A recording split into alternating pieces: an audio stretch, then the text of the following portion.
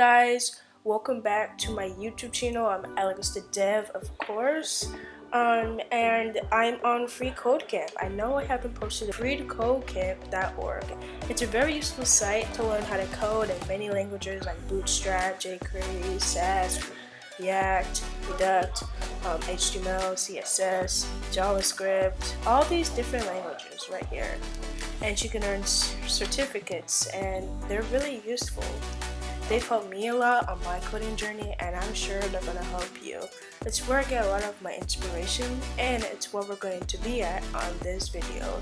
We're going to take a look at React over here, since it's a very useful language, it's very popular and stuff, and we're going to be focusing on arrays. So we're going to learn how to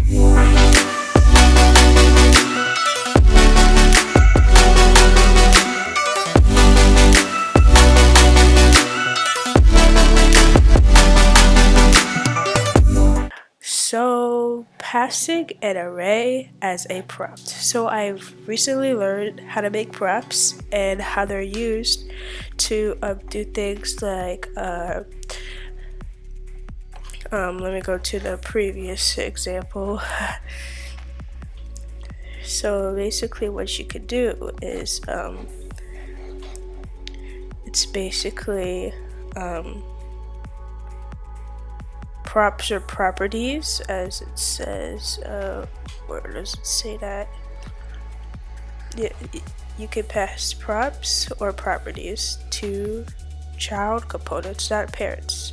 So if you want to have an app which renders a welcome user, then this is how you would do that. This is the property or the attribute in HTML, and this is your app or your variable, as it shows here. Current date is the, well, not app, it's how would you say it? It's a function.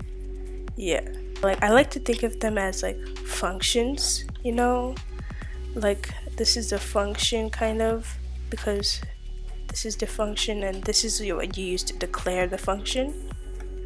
Because if I let me comment this out. If I comment that out, before the text used to say over here the current date is, but it's not here anymore. So if I then put it back, it pops again, the current date is. So that's it's basically like a function, but we want to add like a variable to the function. We want to add a property and attribute, all that stuff. So what we're gonna have to do is we're gonna have to add it. So it says down here, you can read all. You can use custom HTML attributes, so you can do something like this. You can do, from this previous example, you can do const welcome equals props hello prop user, kind of like that. So for this little example, I'll show you, like in here we could just copy this.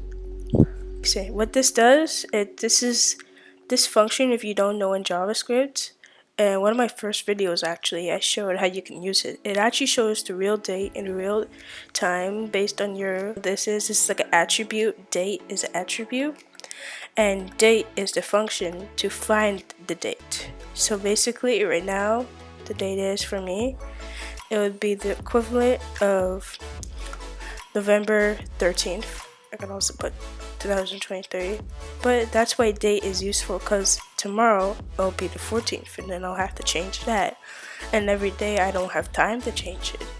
Clearly, that's why we have to use this date function. Every time you refresh your website, it will show a different time. Now in date, if I put it in here, oops, sorry.